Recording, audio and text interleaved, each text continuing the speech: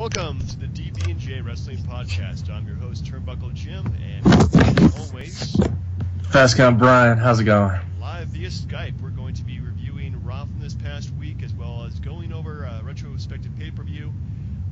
In Your House, September 97. What was the moniker they gave this one? Ground Zero, apparently because everything's blowing up at this point. Then we're going to go over our top 5 lists of greatest championship runs of all time. I think my list is pretty decent, but I could have made it a bigger list. Yeah, there were a lot of choices. Like, I had a hard time going against whether it should be like heavyweight titles, Divas titles, IC titles. Like, there's a lot to choose from. There really is, but I just feel the most, I think to me the most important ones in the last, since 1985, that gives you an idea, because I don't think I followed wrestling from before that. I don't really know how impactful the 8-9 year run of San Martino really was to the sport. Yeah, because actually that was professional wrestling and not sports entertainment that we have today. Anyway, should we start off with Raw? Absolutely. All right, so Raw from July 7th, 2014. We begin with Roman Reigns actually in the ring, talking down pretty much everybody in the Fatal 4-Way. Kane comes out. Then they brawl a little bit, and then the officials come out, including Finley and. I don't know why I'm blanking right now. Can you help me? Jamie Noble. Really? Wow, I should have. I apologize. See, that's why you got to also follow Twitter too when you're doing this, because it's an interactive experience. Come on, man. Anyway, so they both get taken out by Roman Reigns, who clears the ring, and so it was kind of a cool segment, I thought. What do you think, Brian? They couldn't bring back Stevie Richards. I mean, come on now. Is he still with the? No idea, but still, that's pretty decent road agents, I guess, if you ask me. Yeah, I don't know. Jamie Noble's not great, but Finley is. So anyway, I just. Yeah, sorry. Go ahead. Oh, I was gonna say that. I think it made Roman Reigns look strong coming into the pay-per-view. Yeah, except for the fact that it was Kane. I mean, Kane shouldn't even be in the match, first off, and secondly, I mean, he's the guy that's going to go out there because Reigns and Cena are still on good terms, and Orton doesn't want to look weak by getting pounded, so it had to be Kane. And Job for the stars. Indeed, but he's getting title matches, and I get it because he's in the Authority and it's supposed to help Randy Orton. Yeah, that aspect of the match, but I don't care for Kane. And I mean, anything that helps Roman Reigns get over is fine by me, but I just don't care for Kane at all. I'm just tired of seeing him, to be honest. Like, why can't he do what Big Show did? I don't see Big Show anymore. Yeah, that's a good point. Big Show hasn't been around in a while. Plus, Kane has been around for almost 17 years at this point, even longer than that as a wrestler. When he wrestled as Dr. Isaac Yankem, DDS. And Fake Diesel. Forgot Fake Diesel. Actually, I thought you meant a better Diesel than Diesel. It's not that hard to do. No, you have like 5 moves in there. Next match, or segment here was a matchup. The Usos versus Luke Harper and Eric Rowan. What'd you think of it, Brian? I mean, it was good, but let's just call it for what it is. These guys keep wrestling, and I don't know at what point they're either gonna. Yeah, I don't know if the ship is sailed on Rowan and Harper for being tag champs, but as far as like having the same matches without some kind of different aspect to it, kind of getting a little old to me. I like seeing them in the ring, but there needs to be a little more to it for me. Agreed. This is getting kind of, well, I don't know, they've been doing that lately too. They have like the same wrestler or tag teams constantly wrestle each other, so that's what it seems. But maybe they have something else they want to throw in there. I can definitely see like a ladder match, maybe a battleground, or some kind of gimmick match, make it more intriguing. Why not have? I mean, I don't know what their plans are for Star and Goldust, but why not have them fight the Wyatts? I don't know. They're probably also giving them a push too by having them wrestle the same guys over and over and over again. Too. Oh, that's right. Ryback's stuck in the same thing. Yeah, they just need to switch dance partners or something because it's getting really old. Yeah, agreed. Anyway, shouldn't have broken up the primetime players. Yeah, I mean, neither of them are fired, right? They're just not used. Yeah, they're just not especially Darren Young. I have not seen him in quite a while. Sounds like there's a discrimination lawsuit coming. Anyway, moving on. Sorry. It's all right. So we have Nikki Bella versus Alicia Fox in a one-hand tie 100 back match, which never really happened, and this segment really fell flat in its face. What do you think, Brian? It's kind of done for me because, I mean, I get it. I mean, I don't know if it's sort of like transitioning over from, Stephanie wanting to punish her for her sister's actions because of Daniel Bryan. Now because she's with John Cena, is it affecting Cena? I don't know if it's just they're focusing just on her. But if they're not, it hasn't spilled over yet, I guess. They haven't really made the connection yet by having her attached to John Cena in the on Raw or SmackDown. It's just been Total Divas. Once that happens, it'll probably get more momentum. But I think that tying Nikki to Cena would probably hurt her more than help her out. Sure, it wouldn't hurt him too. I don't think it would hurt him as it gives him more motivation. But hurting a loved one of John Cena is not it's something been done before, and I don't think we want to do it again. Well, true. I mean, you slap his dad, that's okay. If you do something to Nikki, it's over. I slap John Cena's dad on a weekly basis at this point. So.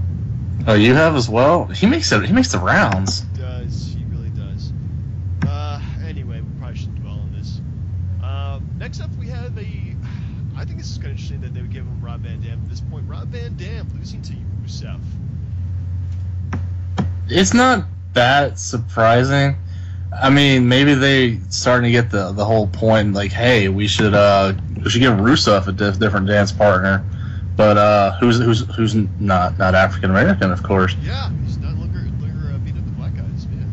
And I mean, it's a different type of guy. It's not just like your big guy, your bruiser, like your beat 'em up kind of match. It was like it brought a different aspect to Rusev, and I liked it. I mean, RVD wasn't going to win, but he was going to put up a really good fight. I mean, and which he did. So. Yeah, for a match, I mean, they gave Rusev enough time to develop, as the monster. So at this point, just having Rob Van Dam losing to him doesn't feel that bad. I mean, this is pretty much the best way to use Rob Van Dam.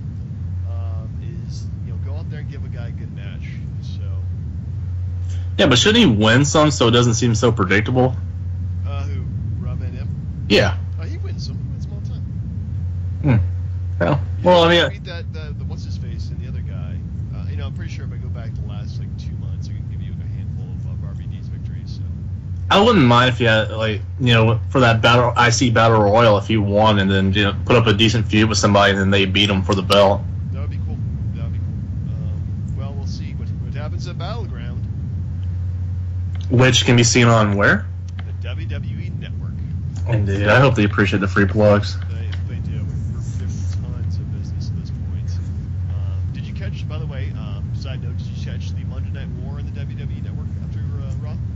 No, I didn't. But I mean, I thought it was just like a one-time thing, because they had a DVD that came out of that over 10 years ago, and I thought it was just gonna be the same rehashed stuff. But apparently, and I saw in the preview that Undertaker does an interview. That in and of itself, I gotta see it. Yeah, it's actually pretty good. They went back and it kind of established here's Turner, here's Titan Sports, here's what they were doing, and that's how they came to where they were in 1995. And they have scenes from the first Nitro, which is awesome because they had Lex Luger came out and nobody knew about that, and it just kind of started the whole trend of surprise television.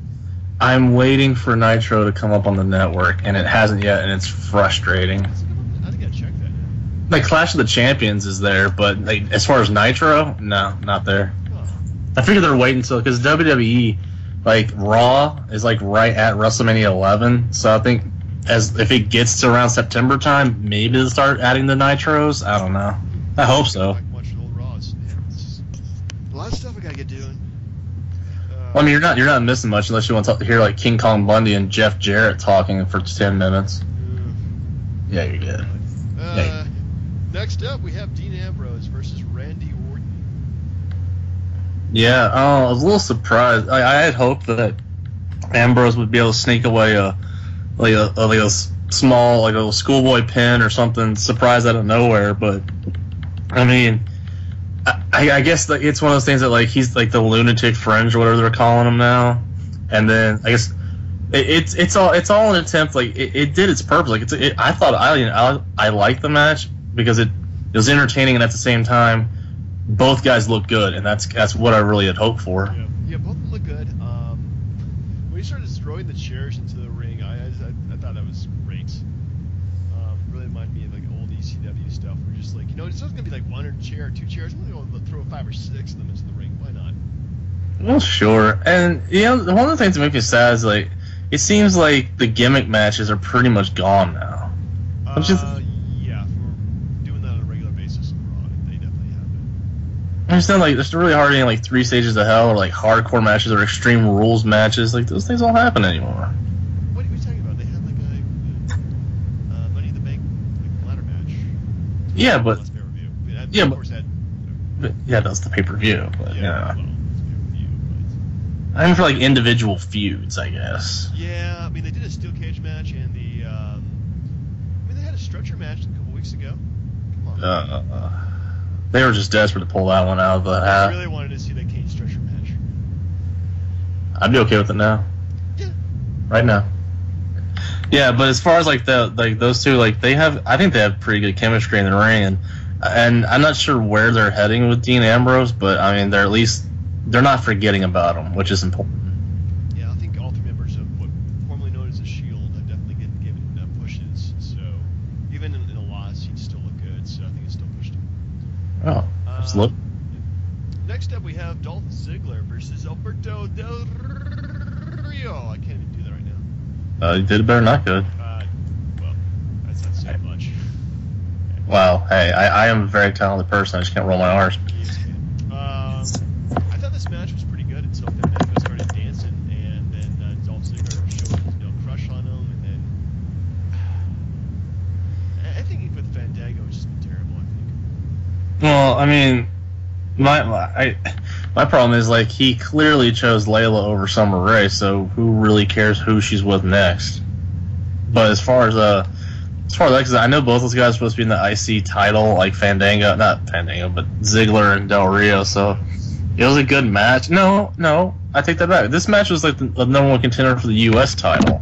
Was it? Yeah, like it's supposed to be for tonight, like for main event. So Sheamus is fighting Del Rio.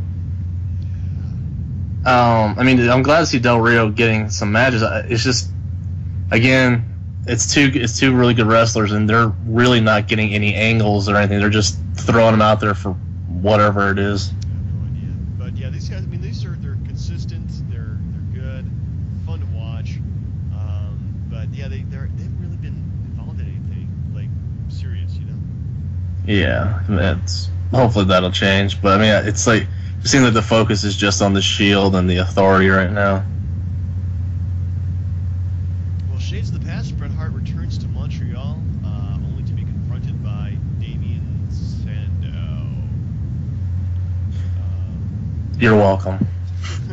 Let's just move on.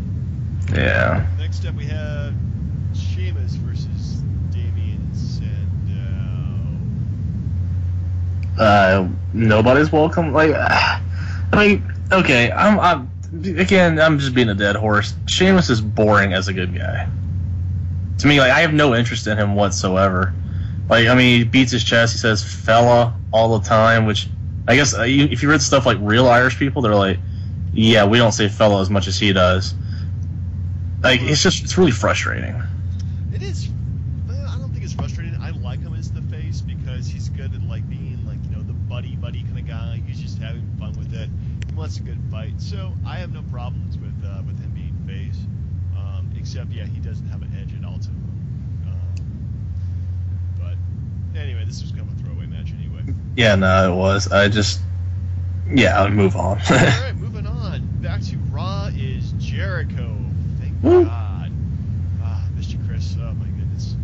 And anytime you want to do the podcast with us, just let us know. Yeah, it's gonna be hard for us to open our schedules, but we'll work something out. I honestly will quit my job just to do a podcast with Chris Jericho. I mean, let's not act like we're too desperate now. I mean, like, I'm still working, mind you, to get Buff Bagwell's mom. So let's just be patient. Listen, the one thing I So Yeah, Chris yeah. Jericho versus the also returning Miz. And what I thought was decent, but not great. It was pretty good. I don't know.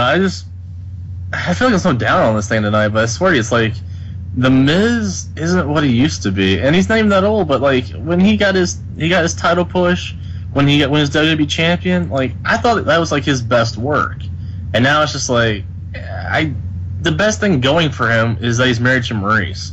That's the best thing he's got going on right now. I mean, are you going to pick up the Marine 4 in a $5 bin at Walmart? Well, that might be our next live watch. Oh God, I shouldn't have said anything. We should start from the beginning one because we'll go from Cena and then go downhill. Oh goodness, was it Cena and then it was Ted DiBiase? I think it was either DiBiase and I think Orton was the next one. No, Orton was in the Marines because he was actually in the Marines and dishonorably discharged. See, it must be nice to have a dad that can get you a job somewhere. Yeah, that's nice. No, but as far as like that match was concerned, I mean, they both need to shake off some ring rust, and they did. And again, it's setting up for the Jericho Wyatt match, which I was waiting for them to get to fight, but of course, reinforcements show up, and he didn't want to do anything about it. Yeah, it's a slow burn. They're definitely going to be fighting at the pay-per-view. I'm looking forward to it. There's no way they can screw that up. Are you wanting it to be at Battleground, or do you think that they could make it last until SummerSlam? I think it's going to last to SummerSlam at least. So you think they'll wrestle at both pay-per-views or just SummerSlam? Hard to say. Very hard to say at this point. Maybe. I mean, the only thing we're less than 2 weeks away from Battleground. The only thing we have is a Fatal 4-Way and then an IC title Battle Royal. There's got to be some more to it. Yeah. And I got a question, but I'll wait for it later. But when we get down to Raw, just about the pay-per-views and all that. Okay. All right. Well, moving on. We have holy crap, Divas in a storyline. Two storylines. Cameron and Naomi versus Paige and AJ Lee. Of course, Paige and AJ Lee win the match after Cameron and Naomi can't get along, and then, well, let's just say there's a little cat fight afterwards. Yeah, I guess we need a younger person to say puppies now instead of old man Lawler doing it. But I'm not gonna lie. I mean, AJ and Paige on the same team. I honestly wouldn't have cared what they did. They look fantastic. They did look fantastic, and you wish they could.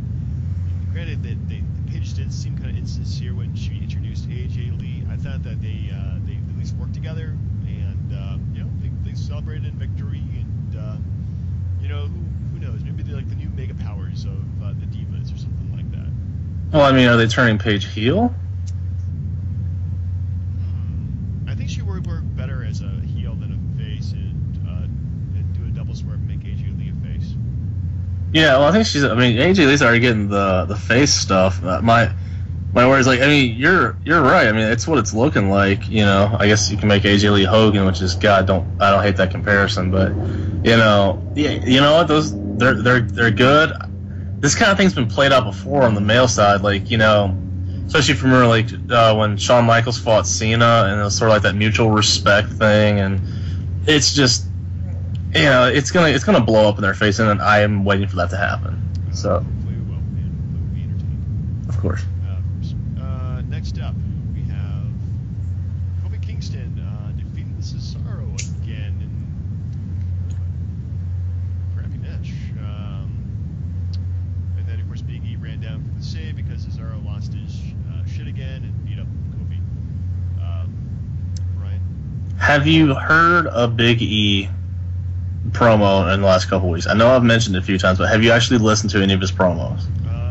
Yeah, he sounds like Robert Nelson. It's actually really entertaining because I'm waiting for him to bring out like the napkin or like a little like cloth and just wipe his forehead off because it gets so hot in there. Oh, But getting the vapors. yeah, I don't know. I forget. I'm sorry. I'm completely blanking. What was the match again? I'm sorry. It was Kofi Kingston. That's all right. Yeah. Okay. Okay. Versus, You're right, Cesaro, right? Cesaro, yeah. I mean, And okay, so here's the thing. So you give Kofi 2 straight wins against Cesaro, who was an up and coming guy, had like a really hot run. I don't know why they're cooling him off, unless maybe it's one of those Heyman gets frustrated with Cesaro, brings Lesnar in and just obliterates the guy and turns Cesaro face again. Yeah, because he was red hot at WrestleMania. He could be the next guy to get a big push. And he's just been like, well, what has he done? He's feuded with Jack Swagger. He was in the World Championship match at the last pay-per-view, so he's got that going for him. He had the RVD Bad News Barrett thing, didn't he? Oh yeah, he was part of that too. So yeah, this has been kind of cool down for him. Yeah, and I mean, as far as Kingston, so I mean, you give him a couple of wins, and what is that equal to? Him win the Intercontinental title at Battleground, and then being forgot about again. He just has a title belt. Mm-hmm. Kofi's best push was like when he beat Randy Orton at Madison Square Garden. Like that was his big time moment, and then he fell flat. So if they're trying to bring him back, good, but bring him back to where he can be a legit world title contender a couple months from now. Yeah, good point. Anyway, moving on from that, we have Bo Dallas versus El Torito, and man, that was more sadistic than anything else for Bo Dallas's part. Considering the way he's been going before, he's actually built some momentum and he's growing on me. Beating up midgets is just not cool, man. I mean, technically he's vertically challenged, so to speak. Midget's a midget. Yeah, that's fine, fair enough. Just like a janitor is not a custodial engineer. But to tell you the truth, it's the thing, like with him, like he's so annoying, but that's how he's getting over. Like anytime his music hits, the crowd goes nuts. Because they know what he's going to say. No matter what it is, somebody has to believe or they didn't believe or what have you. Like, he's getting over, despite how annoying he is. God, I don't like him. Yeah.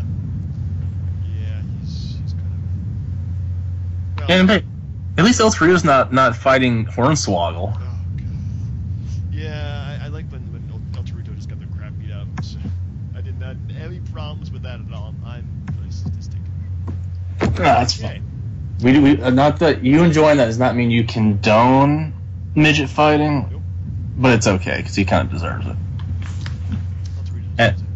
Indeed. So now we finally come to our main event: John Cena versus Seth Rollins. We're gonna for the belt until Rollins decides to use his briefcase. I thought it was a pretty good match. Afterwards, Rollins tries to use his briefcase to cash in on Money in the Bank, but then of course Ambrose runs in, and it's like the same thing as last week. Yeah, the only problem is like it's gonna get old if you try to do it every single week or every episode that they're on TV at the same time. I'd rather just like let it simmer and forget about it, because honestly, if you're trying to do it that way and you want to get the belt off Cena, have him cash it in. And just have his words like, no disqualification, and have everybody and their mother run in and beat Cena down, and then have him pin him for the belt.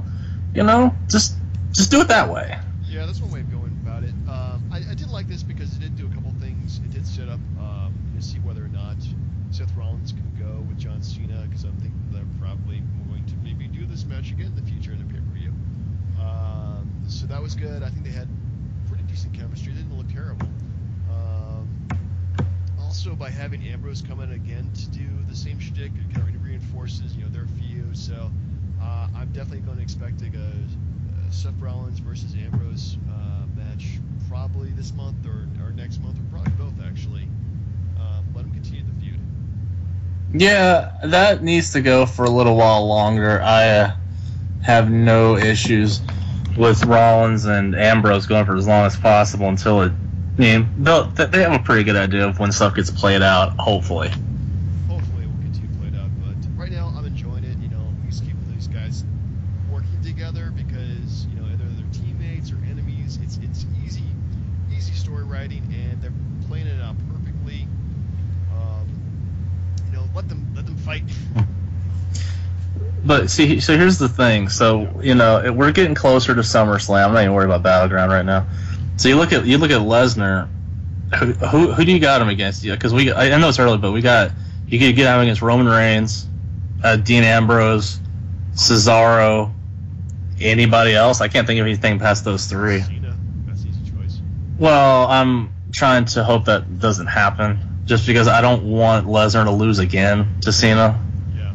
Well, I think if they had some real balls, they would say like, okay, we're going to make Lesnar our champion, because and run for that for at least a good until the next major pay-per-view, which would be Survivor Series, or keep the belt on him until like say WrestleMania. Not have him on every single Raw, but still keep him around and use that. See, what I think they do, because he's got that limited appearances crap going on. He's like the man for hire. He comes in, beats Cena at SummerSlam, and then just hands the belt over to Triple H the next night, and then just goes away. That would be because that way he satisfies his contract. Everyone hates the Authority, and then Cena chases down the Authority again. Yeah, it's become the same storyline. They really need to mix things up, I think, sooner than later with the Authority, because that's been going on for about a good year at this point. Yeah, it's getting kind of old. But I mean, when's the last time you seen somebody hand off a belt like that? Besides Andre getting to DiBiase after he beat Hogan. Yeah, I don't think I've ever seen that actually, like giving the belt to somebody. So. Well, okay, here's one, but it's not even close to that same level. Like, during the alliance angle that they had, Right. Booker T had the WCW and the US title at the same time, and he just gave the US title to Canyon. Just said, here, take it. Just handed it over, and he's like, oh, Canyon's the US champ now. That works. Yeah, then he loses to somebody. And everybody, the roster was full of belts at that point. But, Titles, oh, man. So what did you think of Raw? I don't think it was as good as last week's Raw, but that's like saying that it wasn't perfect. So I would give this one a B.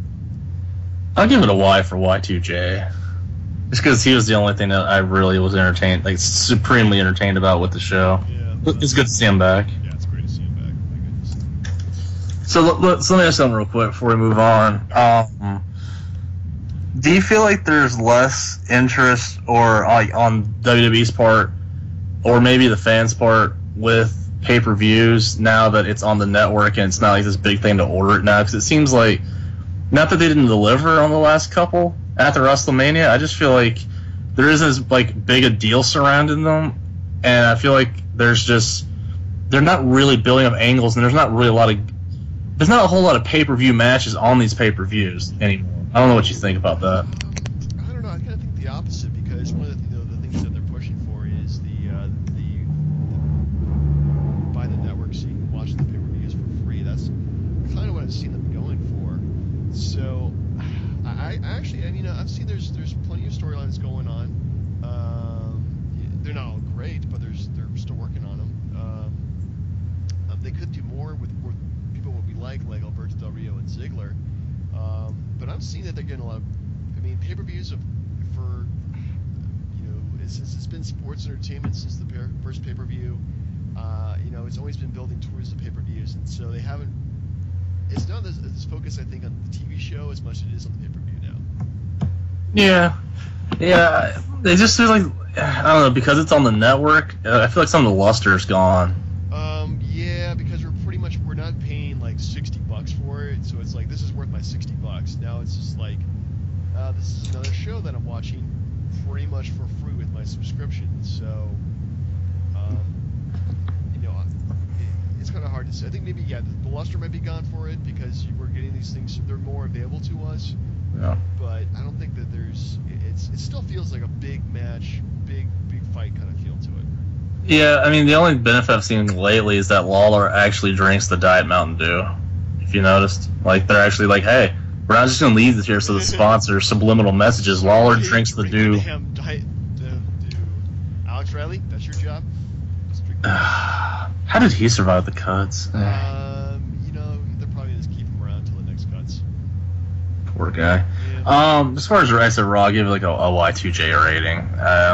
Yeah, and hopefully the going home show, so to speak, is better next week. Yeah, it's only been like what, three Raws and a pay-per-view. Yeah, they're rushing it pretty fast.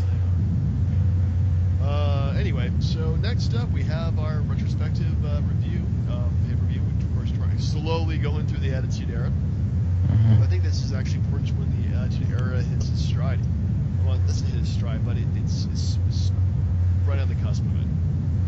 Yeah, like we've been moving through this thing pretty slow, like slower than like a Hogan Flair match, but we're getting there. Fans, be patient. We're moving along. Yeah. Well, I didn't want to start out like like right in the middle of the Attitude Era, which have been actually only a couple pay-per-views. Seeing everything, the way things are building, and the way that the landscape was changing to speak of,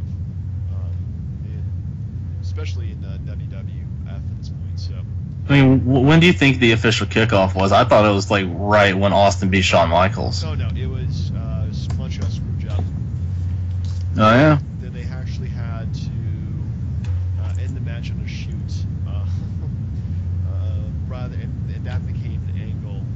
I think to me at that point, I think that was also too when I was reading wrestling online. I was going religiously every day checking, the rumor mill, what was going on, and apparently, like even at that point, Shane was talking to Vince and saying, "Hey, we have to be more extreme. We have to be more like ECW, as opposed to what we've been doing in the past. We have to push the envelope more and more and more." And I think at that point, it's when you really, especially with D-Generation X, Stone Cold Steve Austin was getting a major push at the time, going to be the next champ.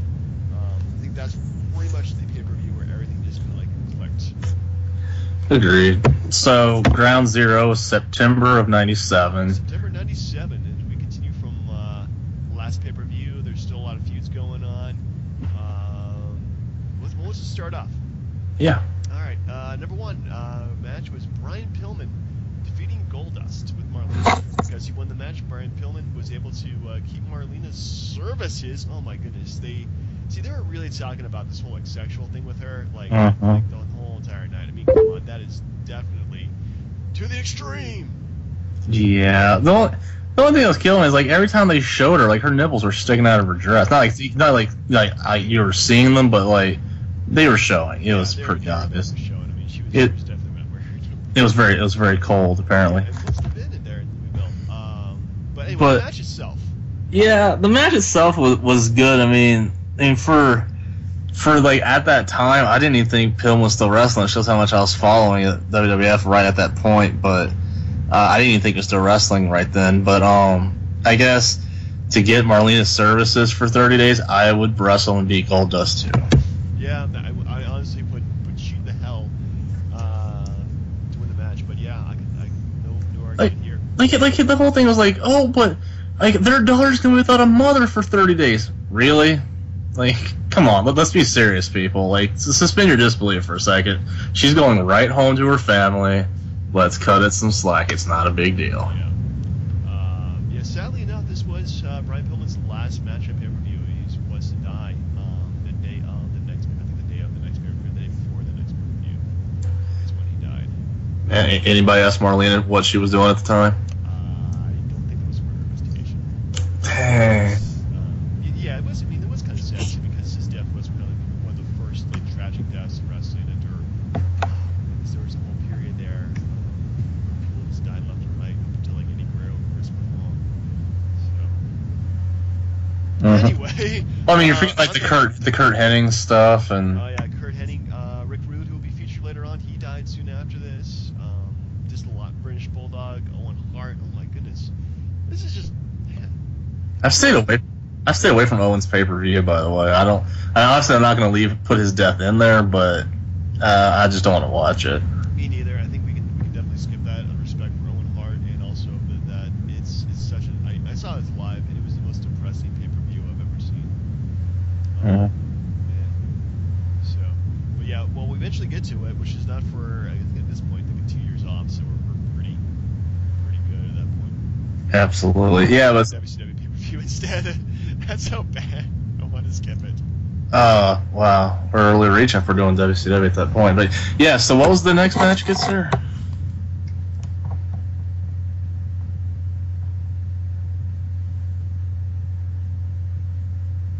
No. Can you hear me? All right, just in case this is still me. Right around the same time, like I said, we were just getting rid of. Can you hear me? I'm still there. Yeah. Sorry, I couldn't hear you at all. That's okay. I think I accidentally muted myself. Dang, I was about to go into a retrospective. Husky got hurt and then was never seen again. Hutsky? No, oh yeah. Wait, he was wrestling Too Sexy Brian Christopher, correct? Too Sexy Brian Christopher. Yeah. You know, do you think he would have got a job without Lawler being his dad? I think he had some talent. I mean, like his saving grace was finding Scott Taylor. Yeah. Yeah, and then Rikishi. Yeah. Well, without those guys, he would have been forgotten. Yeah, but I mean the whole, bringing them out there like, oh, that's not my son, and then making it ridiculously obvious that they look alike. I mean, that shtick is got kind of old, to be honest. But it's cheap heat, do what you can. Burger King. Yeah. So, but yeah, this match also ended quickly because of countdown and injury, and And the fact that he was wrestling Scott Putsky. Right. Yeah, really. I mean, I never heard of the guy before or after that. Kind of like the Patriot, but yeah. I think this injury was it was a lot of one and dones in this, a couple one and dones. Anyway, moving on. That wasn't even a good review of the match. Oh, I mean, Because there wasn't much match to speak of, really. there you go. Next up, continuing the feud between the Nation, DOA, and Los Puerto Ricos, we have Savio Vega defeating Crush and Farouk in a three-way match. That actually surprised me. I mean, not Crush losing because I thought he was terrible, and he wasn't long for that gimmick anyway because he went to WCW a little bit after this. But Farouk, I kind of thought Farouk would have got over because if you look at this, the match itself is what you expected. Just a bunch of guys just beating the living crap out of each other. But I mean, I didn't see Savio Vega getting anything out of this match whatsoever. No, it was just really to continue the feud. Yeah, it was just. I thought it was a pretty good match, actually. I think it was probably the best match out of this feud so far. The thing is, like, you really don't know who to cheer for. I mean, I guess all the white people are cheering for Crush because he's like the whitish skin color. But yeah, out of Race 4 in '97, this was the best one. Yeah, no doubt. And I just wish that whole thing had been avoided. Well, they're just testing the waters again, trying to go more extreme, and the whole gang warfare thing will probably gets bigger and bigger as that era progresses. With DX in the Nation. DX in the Nation. Don't forget the corporation and the Ministry of Darkness. Ministry of Darkness. Yeah, they had pretty much like everybody under one roof there at that point. It's crazy. I had hoped that the race war thing had been avoided, but then honestly, the early Nation stuff was way worse than this. Yeah, that was really offensive. Yeah, oh my goodness, calling Ahmed Johnson and Uncle Tom. That's right. Yeah, it's just not good. Next up, we have a match that I skipped, but apparently you watched, Brian.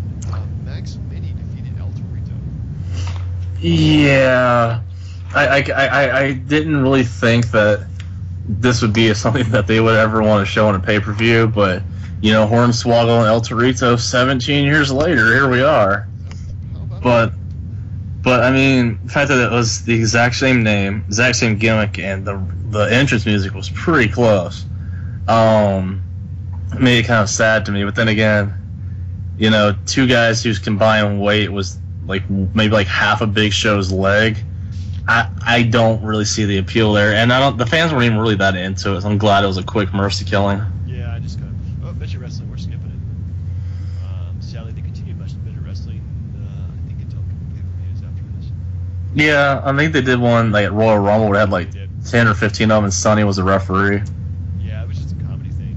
So anything with Sonny's good, but yeah, that was kind of crap. Next up, we have the Headbangers, Mosh and Thrasher, winning I guess kind of a four-way elimination match between Legion of Doom, the Godwins, and Owen Hart and the British Bulldog.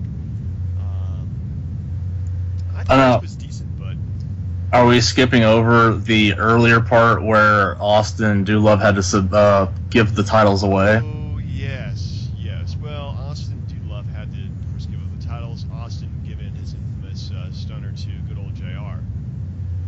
Yeah, which later on led to JR talking about he didn't want to work in these conditions, and that head gorilla had to get on and do something about it. Or Slaughter. I think it was Slaughter, yeah, because he was commissioner at the time. So. Yeah.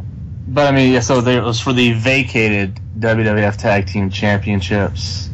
And then you saw Austin come out there and just basically gave the screw job to the Hart Foundation and gave the belts to the Headbangers. I was surprised at the ending. I didn't think they won the tag belts, to be honest. They did. I think that was the only time they ever won the tag team belts, which is kind of sad. I mean, I thought they had a good look for the time, and they're very topical because that's not really how people dressed back in the era, but it was kind of the culture, I think. Well, I mean, it's a grunge rock thing, I suppose, but Raven's the one that had that look down pat. He owned that look.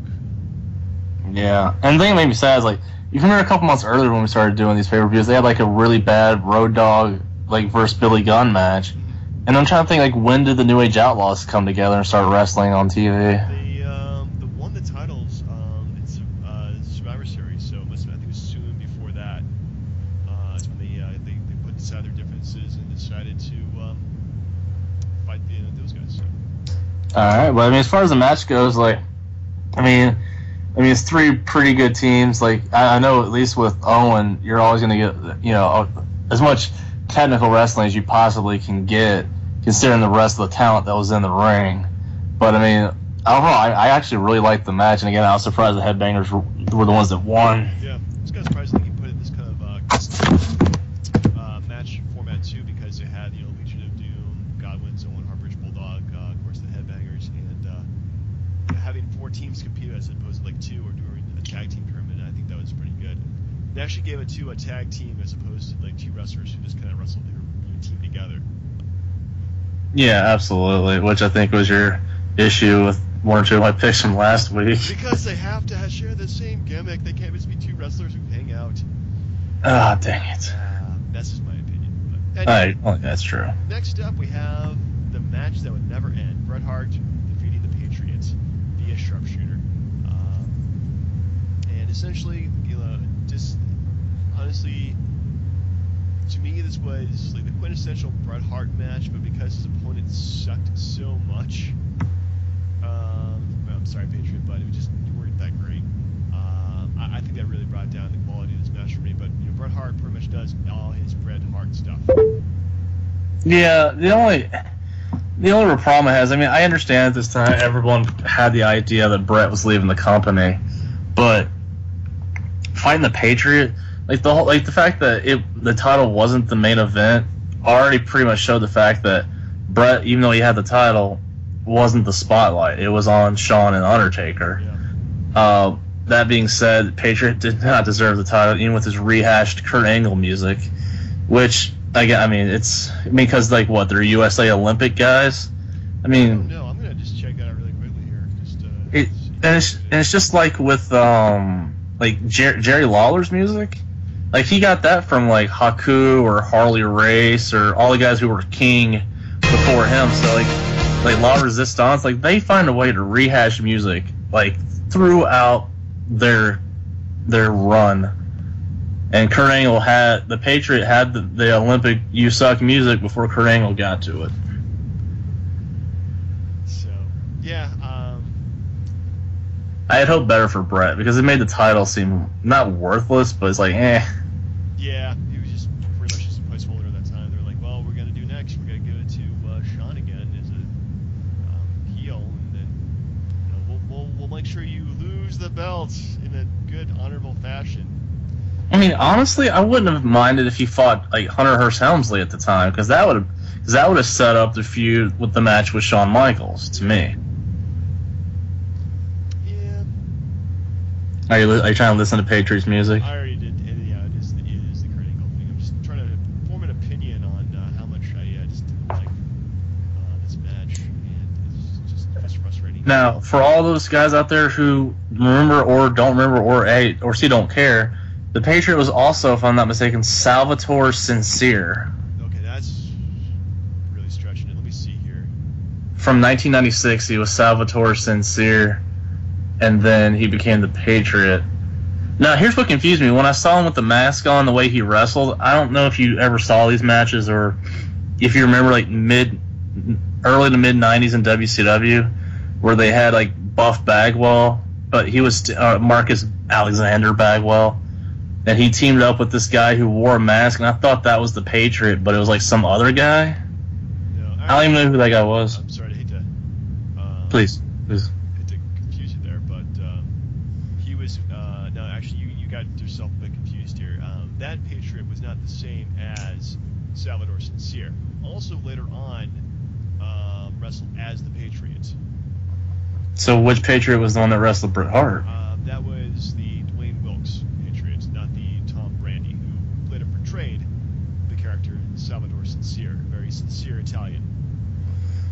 Oh, so why would somebody take the gimmick after Tom Brandi if they wasn't on TV anymore? Usually, I'm into the patriotic gimmicks. I love the Hulk Hogan, I Love America thing. Brother. And I well, maybe not as much, but I used to love like the whole oh, you're anti-America, I must hate you automatically. Man, this gimmick just sucked. It just really sucked. Yeah. It's like Captain America without any kind of like superpowers. Do you miss the Lex Express? I do miss the Lex Express because that actually looked like it could run you over. Yeah, America. So we have our main event: Shawn Michaels fighting the Undertaker to essentially a no contest. As both these guys were eliminated. This got it out of hand. I love this match. Beforehand, they were just dancing around the referees. They were Shawn Michaels versus Undertaker. First of all, these guys could not wrestle a bad match together. And they get Triple H involved with China, and they're fighting left and right. I think it was a pretty good way to end the night. You know, here's the thing. So, Undertaker had been stuck with so many crappy angles and people to wrestle for years that when he got around to wrestling Bret Hart, and even to the extent where Shawn Michaels, people were like, wait a minute, this guy can he's actually a good wrestler. He can hang with the small guys, the faster, quick, like more talented guys, and then put on great matches. And that's what this was.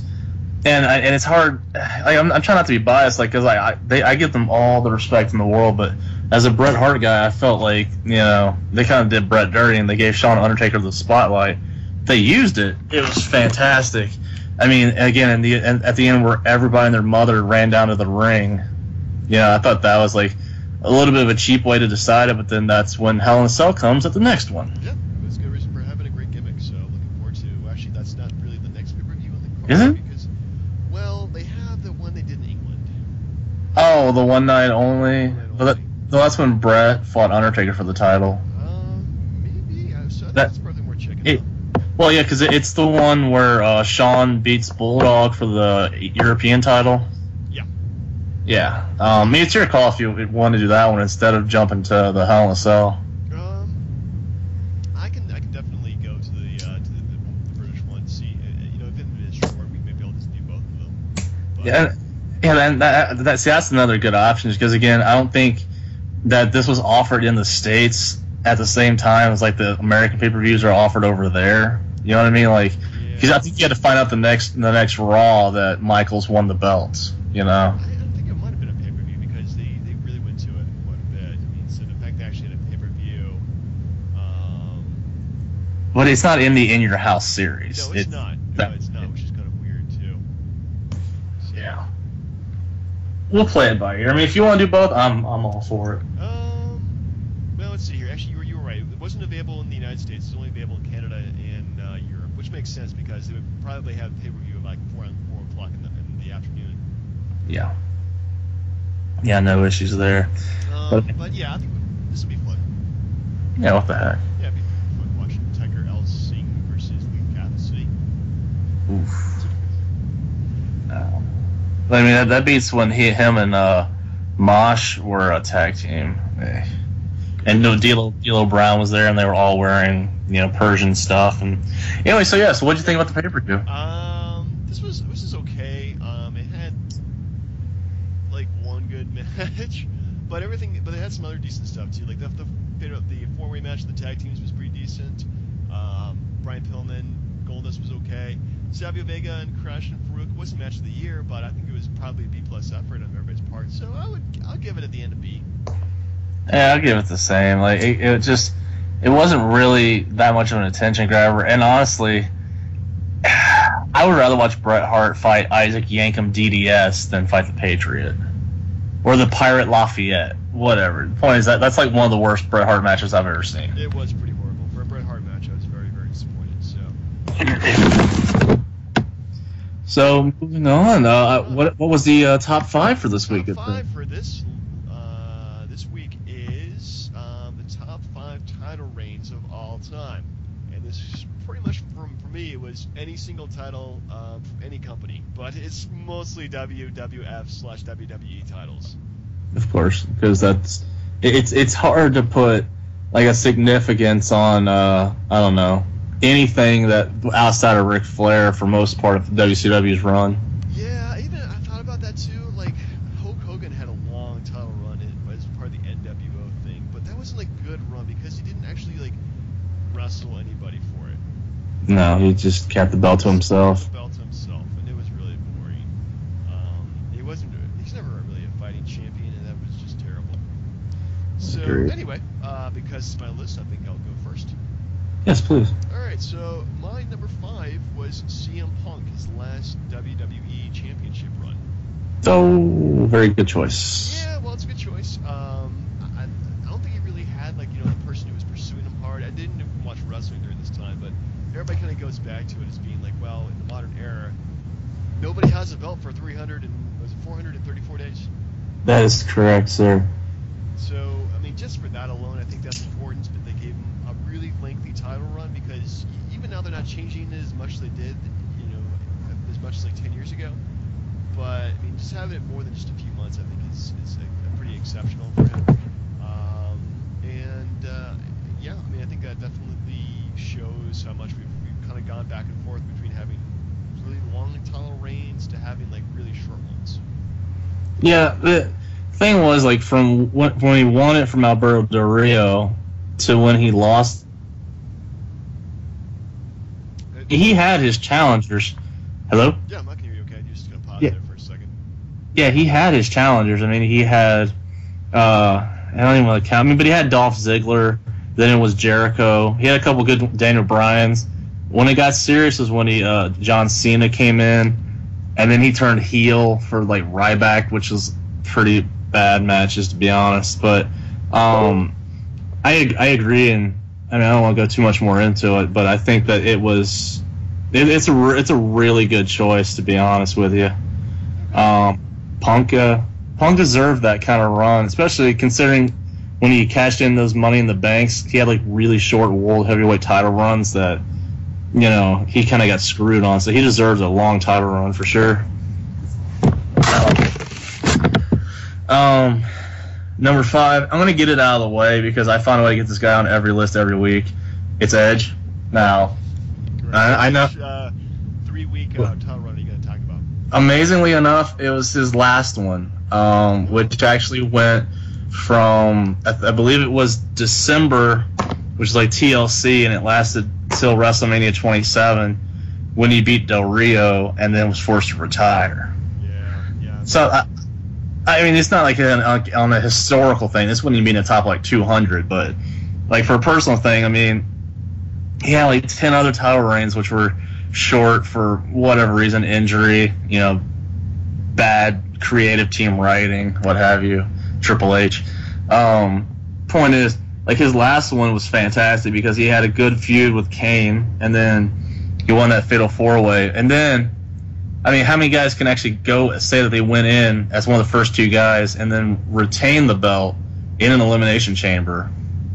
And then his last match ever retains the belt at WrestleMania, and in a pretty good match against Del Rio. Now I know I'm being like a super hardcore homer about this, but like that being his last run, the way he ended it with that winning, like retaining the title at WrestleMania, I actually really liked. I thought out of all of his 11 title runs in a 6-year period, that was his best one. Yeah.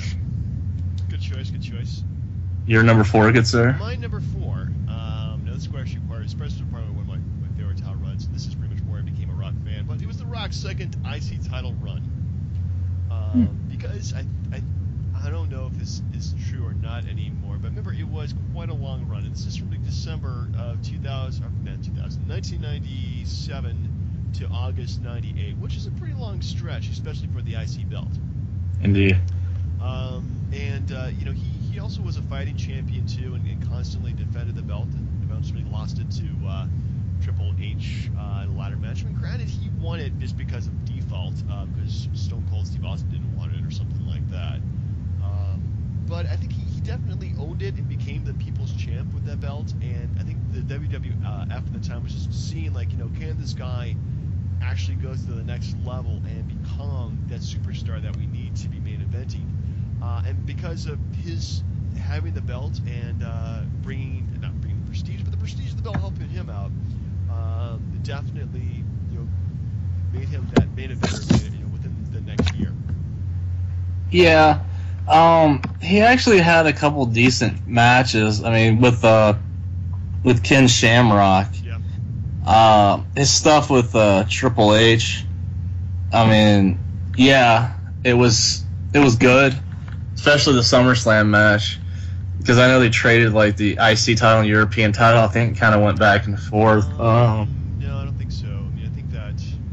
Well, I mean, I think Triple H had the European title, I believe, and then he lost to D'Lo Brown. I believe you're right. You're correct, sir. Because D'Lo Brown used to build himself from pretty much every single country in Europe. Yeah, and he also had that stupid chest plate with the that he used to win his matches. But yeah, no, that was really good. And you know, the fans were over with him. He had split from the Nation at that point a little bit towards the end, I think. No, it's right afterwards. It was right after. It was right Yeah. after the Nation split up, but he started becoming. He became quite the face, and then Right. winning the whole damn thing. Right before his heel turn. Once. It just flips back and forth. Heel good. Alright, so my number 4, good sir. I want to go a little something different. Not really different, but I kept it a little bit current. And it's going to be a little surprising, but I went with John Cena and Batista from WrestleMania 21. Mainly because at the time, I mean, they had JBL, they had Triple H put the guys over, and like at that point, that's sort of ushered in the era, like it or not, that we have today. Because like those guys, like, these are the faces of our company, and we're gonna do whatever it takes to keep these guys at the top. So I mean, both those guys got the belt for at least 7-8 months. I think Batista had to give his up for injury, and then Cena lost his to Edge when he cashed in. But like it was sort of like the signaling point, like this is where our company's going, and we need to build it around these guys. And you still see how Cena is still at the top today, and Batista had his periods of being at the top. But I thought it was very important, like, because you like, that's a rehash. Like, there's like watershed moments, so to speak, if I'm using that correctly, where like you look back, like that's where the industry changed, and I think that was the night that it happened for me. Yeah, it was the OVW class of 2000 and I want to say 2001, 2002. Both of those guys, like, they were really big. Well, I mean, John Cena, of course, I think, because he stayed around longer than Batista has. Batista came back and then was not very important anymore. But still, yeah, I mean, there was definitely two runs that really established the era that they came after the Attitude Era. So. Yeah, I mean, it built up to their WrestleMania 26 match, where I don't think Batista was lying when he said that, you know, they broke in at the same time, they were given the belts at the same time, but the company favored Cena over Batista. Oh, yeah. And there's no lying in that. Yeah, well, I think Cena can actually cut a promo when Batista just yells. Very true. And your number 3, good sir. Number 3 was the Macho Man's first run as the WWF champion between 88 89. It was big for me for several reasons. Number one, they gave the belt to somebody other than Hogan during the Hulkamania era. Granted, it happened to be Hulk's best friend, but they also, pushed the Macho Man into like being a main eventer, which beforehand, of course, he was just a mid-carder and IC champion at first. Kind of funny how that changed the IC champion thing, going into the different to the big belt. Anyway, I liked it because, you know, I think I even talked about this a couple weeks ago too, or last week I think, with my other list, top feuds. But I mean, it was just a good year to establish the Macho Man, and I really don't think he had any memorable matches except, like, you know, when he's tagging up with Hulk Hogan. Yeah, I mean, to me, I think it was a good time to establish somebody new and somebody fresh, and then eventually turning from being the face to a heel. It just, everything worked out well then. See, one of the things I don't like about that time is, well, for a couple reasons. I think the reason Savage won, and I probably mistaken, was because Hogan was off trying to film movies. That's probably half truth, yeah, because Hogan was trying to break in to do No Holds Barred. Oh yeah, it's one of the all-time wrestling classics. I watched it before Marine 4. Just... Oh, very true. That and Santa with Muscles, but I mean, along with that, if only they had well, not necessarily afraid to, or I don't know if it's just the way business worked back then, but if they had actually had a heel champ, like let's say DiBiase had won the belt, they Andre gave him the belt, they stripped it, and then he beat Savage at WrestleMania 4. Like, could you have imagined like how good, like how much they would have done having a heel champion be over and have somebody chasing him for the belt? Well, it wasn't their formula at the time because they always had the babyface champion Hulk Hogan, and they just needed a new babyface champion. So if you notice, like during that period, the longest heel run was Sergeant Slaughter from July to March, April. Slaughter won it at the Rumble and then lost at WrestleMania in the same year. Right. So it was always they have the top guy be a babyface because they're appealing. I think today it's easier having like long-term heel champion because, you know, people want to see that kind of chase because we can watch it on a nightly basis. But I mean, you're 5 years old. Would you like to go to bed every night thinking that your World Wrestling Federation champion is Ted DiBiase? I suppose not, but at the same time, if you're there to see Hogan or Savage and Savage is fighting Jake the Snake, I don't think it really mattered what DiBiase was doing. You know, if you're top, like for Cena today, if the kids go to see Cena, they wouldn't care. I don't think if Seth Rollins was the heavyweight champion, for instance. Yeah, I don't think it's not as big a deal today than it is back at that time. But because championships generally change very infrequently, that, you know, having a heel champ wouldn't work as well as it would today. Yeah. Anyway, switch to number 3. I went with Ric Flair winning the '92 Royal Rumble. I know I said that one a couple times for different aspects, but I thought it was important, even though it only lasted up till WrestleMania. When, you know, if you read his book correctly, he was supposed to beat Savage, but Savage complained to Vince, and then, you know, Savage had the decision turned and he beat Flair. So who knows how long that run would have lasted, but I mean, just considering at the time that Flair was the NWA, I mean, he was WCW, he was considered the real wrestler, and then he comes up to the WWF and wins their heavyweight title. And then if I'm not mistaken, then I might need some chair shot research here from someone, but I believe he was the first one to have been recognized as a WCW or NWA and WWF champion. Like, they held both titles at one point. I think he's the first one to do that. Yeah, I think that's very true. Yeah, I think that's going to require quite a bit of research, but I think that you are correct, sir. So, I mean, considering, like, at the time, I mean, that honestly, I mean, I don't know in the grand scheme of things how important that really was, but, like, for me, that was huge because you saw, like, again, he was the face of what real wrestling was considered, so to speak, and then he goes up north, wins their heavyweight title, so it shows that Flair was able to transcend, like, both types of wrestling. I mean, when you flip the coin and Hogan went down south, they hated the way he wrestled when he won the title off of Flair. Like, he was the traitor. But to see the way that Flair did it, I thought that was a very important moment to show that, like, you know, he could go up there and hang with the big boys, so to speak. Yeah, not disagreeing with you at all there. This kind of shows that Ric Flair is really the man. Woo! Woo! All right, so my number 2, and this is really kind of the fandom in me, but I think this is a good choice. RVD as ECW World Television Champion. Ooh, wasn't he not a 23-month champion? He had the belt for 700 days. Whoa. Which, yeah, was just about 2 years, 23 months. And he was, I mean, his reign was just so important, so big, that the belt actually became the main belt of the company as opposed to the World Heavyweight Championship. And he only lost it due to injury, too. So it's kind of hard to say, like, why they put the belt on him, and why he never lost it to anybody, especially during that time frame. But, I mean, yeah, he was a damn good champion in that kind of mid-card title, and that really made him, I think, the superstar that later on went on to become the WWE Heavyweight Champion, even only for once. I mean, it definitely gave him that credential.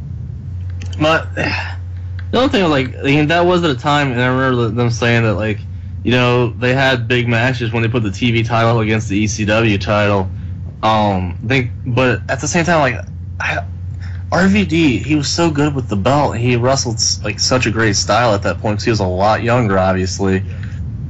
Why they never let him? They pushed him to the world title? Because I mean, who had it? Like Mike Awesome, Rhino, Steve Corino. I mean, come on. Yeah, maybe just Incredible at some point. But Shane Douglas. I don't know. Yeah, well, he got injured in 2000, and I think by the time he came back, that the company had pretty much folded. Yeah. But I mean, like during that, I mean, if he had had a decent ECW world title run, I wouldn't have been disappointed. No, not at all. But hard to say. The company had stayed around for a little bit longer. What would have happened there? Yeah, no, I agree.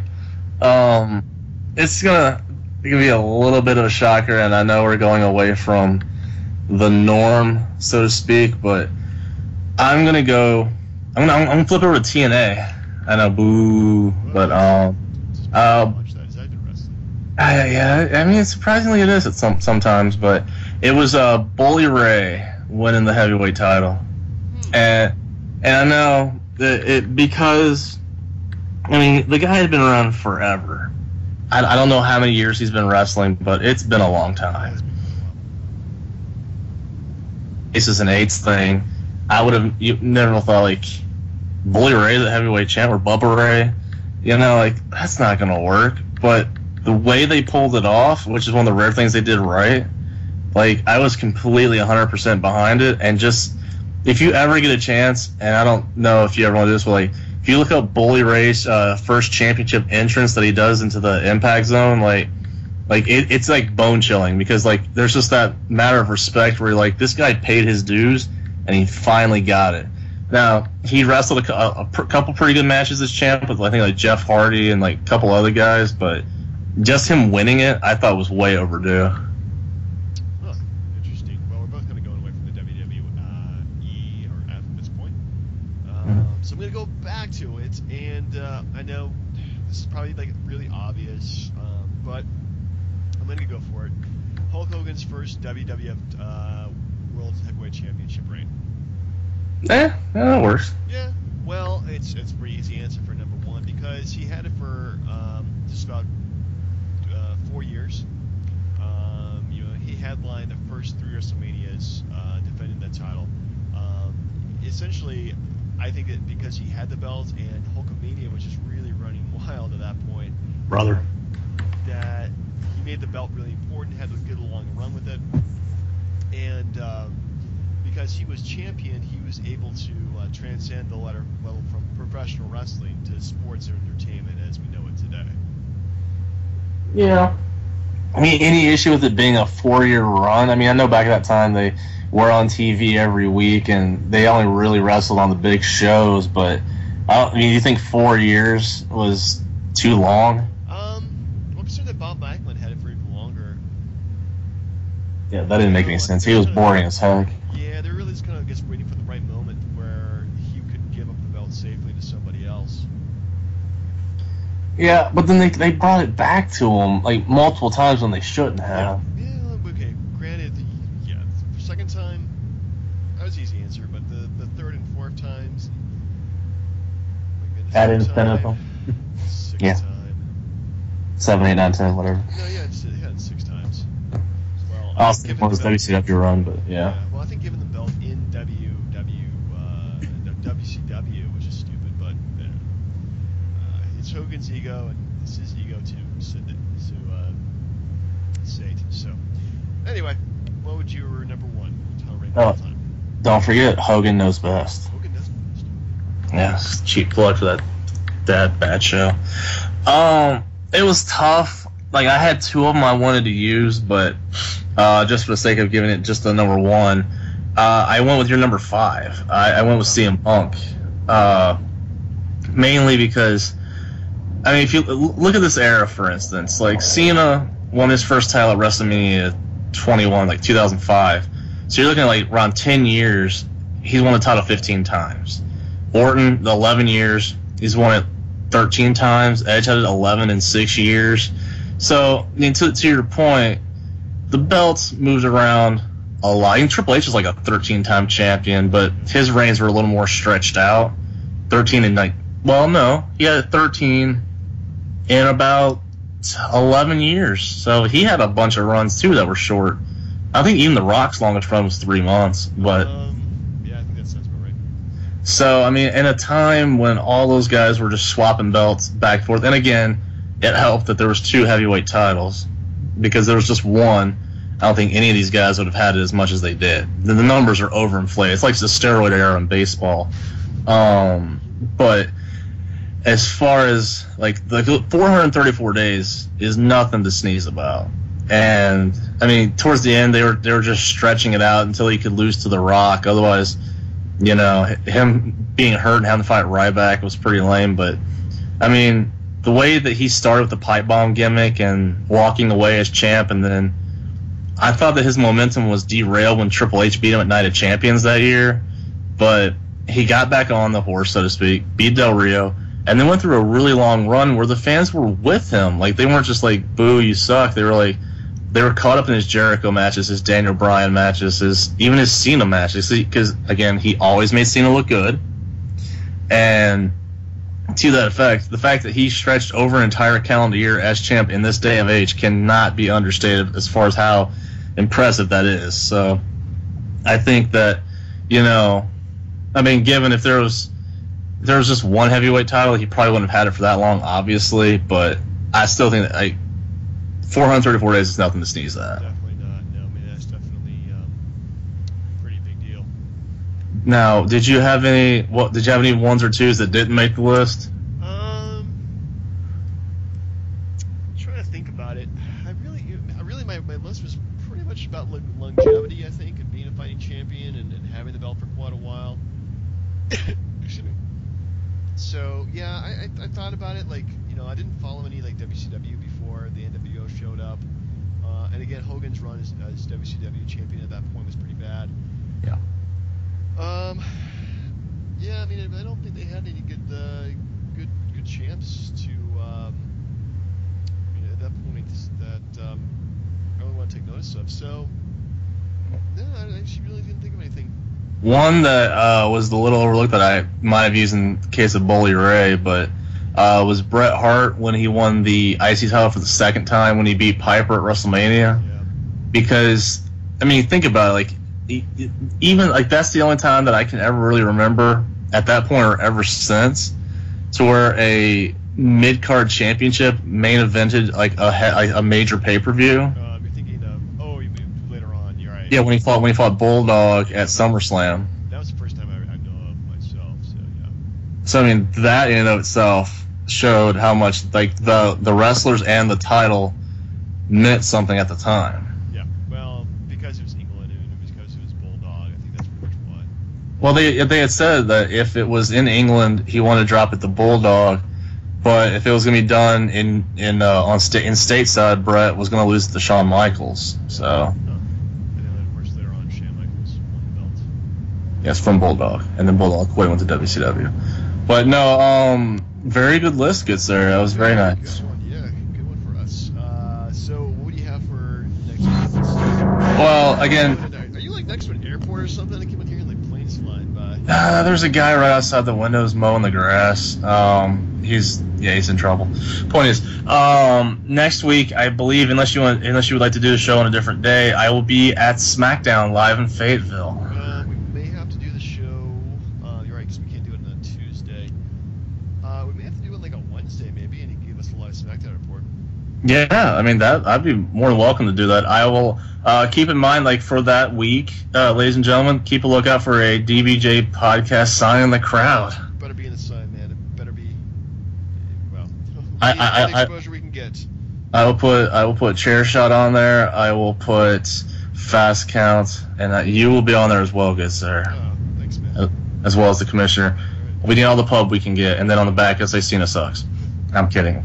But no, like, yeah, whenever we could do it's fine. Like, I'll be live at SmackDown. I mean, it'll be fantastic. I can't wait. Well, let me know. But yeah, folks, please subscribe to us, follow us, comment, tell your friends about us. We now are on Twitter at DB&J Wrestling PC. So check us out. Absolutely. And in the next little bit, I'll start joining Twitter with the fast count handle if it's available, and then just if there's anybody out there who wants to chat it up, I will be available for that. Cool. Well, for the DB&J Wrestling Podcast, this is Turnbuckle Jim. Fast count Brian, and as always, we miss you, Chair Shot. We certainly do, Chair Shot. All right, everybody, take care. Yep.